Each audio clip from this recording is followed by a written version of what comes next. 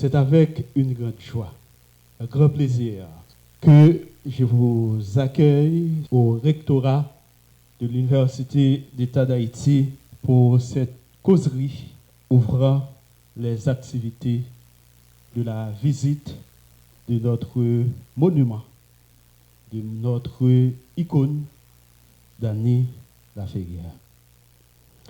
Cette rencontre ne doit rien au hasard, ni au simple protocole. Elle s'inscrit dans une démarche institutionnelle que notre université assume pleinement. En tant qu'institution mère du savoir national, l'Université d'État d'Haïti se doit d'honorer et de mettre en lumière les grandes figures qui portent la culture haïtienne au-delà de nos frontières. C'est ce que fait très bien notre cher Dany. Une université nationale ne saurait se cantonner à la seule formation académique. Elle est aussi gardienne de la mémoire et de l'imaginaire d'un peuple. La littérature haïtienne constitue un patrimoine pour l'Université d'État d'Haïti et l'université a le devoir de documenter, d'enseigner et de faire rayonner cette littérature.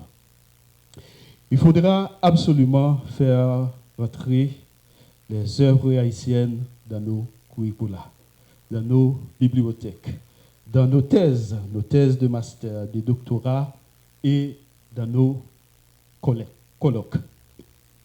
C'est dans cet esprit que je suis heureux d'annoncer, à l'occasion de cette visite, l'organisation de séminaires réguliers consacrés justement à notre littérature, ainsi qu'un dispositif d'appui aux jeunes auteurs par des résidences et des prix universitaires.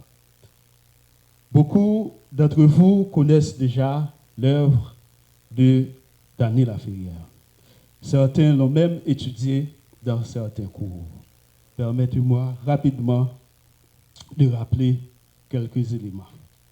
Né à Port-au-Prince en 1953, il a grandi à Petit-Goâve auprès de sa grand-mère, un enracinement haïtien profond qui traverse toute son œuvre.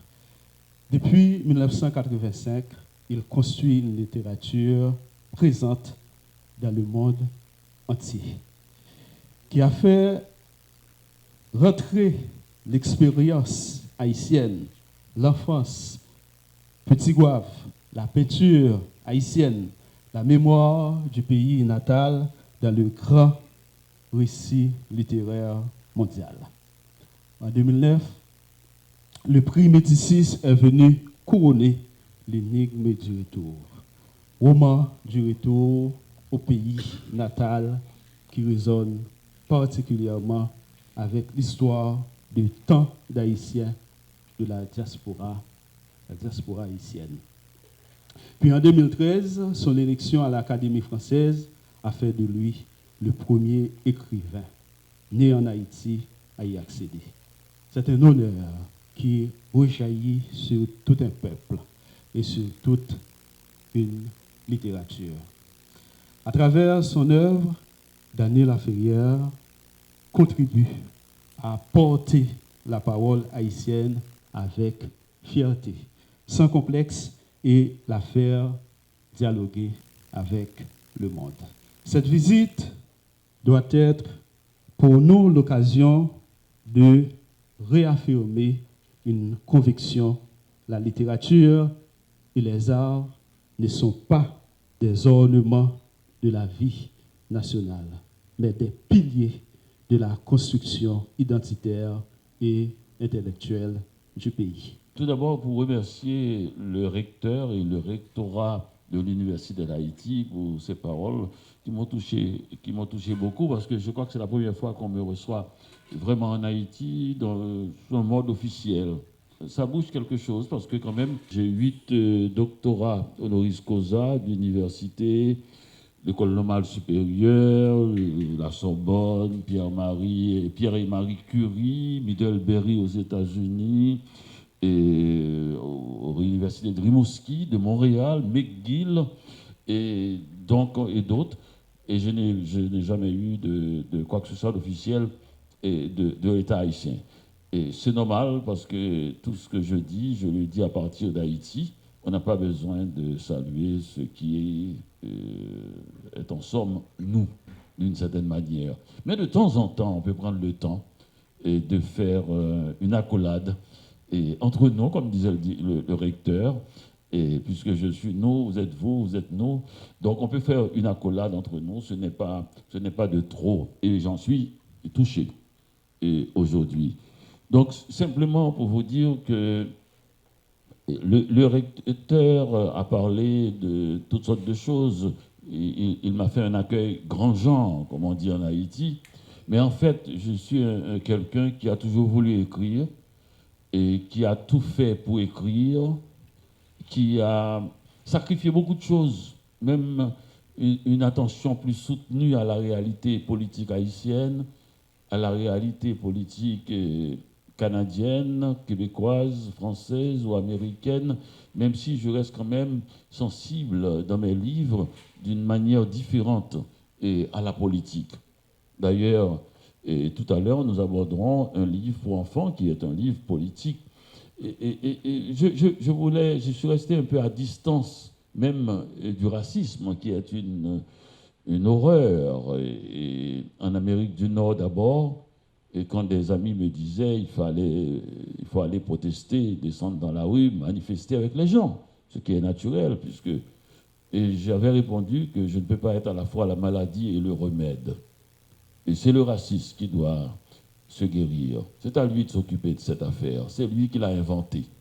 Ça a été inventé de toutes pièces. Il n'y a pas de race, il n'y a pas d'individu qui soit inférieur. Donc c'est à lui de se débarrasser de son problème, parce qu'il ne fera pas de moi un obsédé de son problème à lui.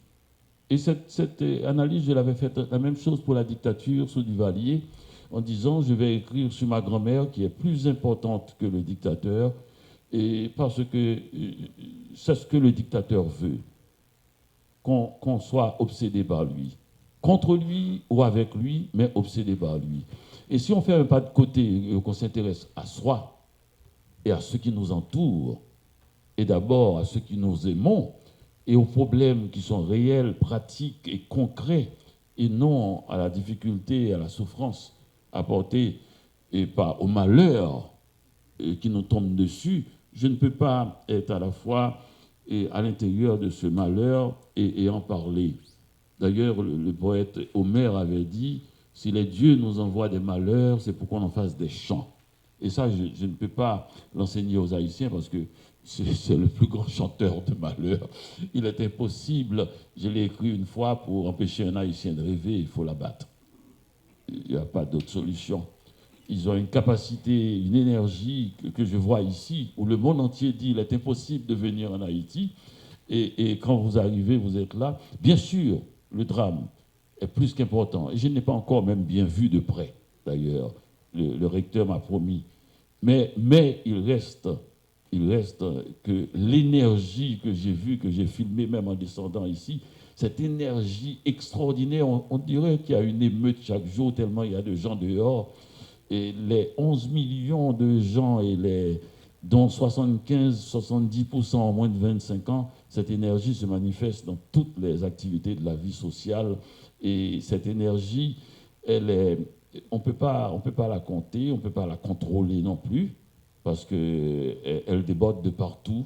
Elle attend un moment pour coïncider avec un destin.